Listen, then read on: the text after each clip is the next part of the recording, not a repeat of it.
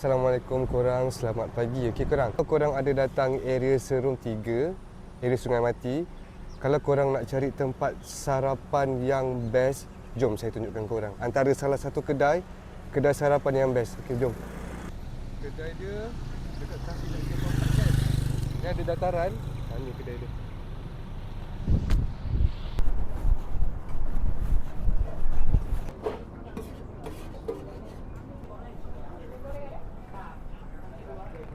Korang, saya dah bungkus.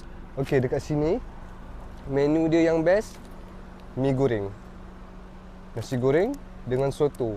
So, kalau korang datang area Serung 3 dan kalau korang nak makan mi goreng, nasi goreng, soto, korang boleh singgah ke kedai ini yang ada kereta Honda hijau ni. Itulah kedai dia. Okey. Tadi saya pergi pun banyak yang dah habis. So maksudnya kedai ni memang ramai orang makan. Right. Assalamualaikum.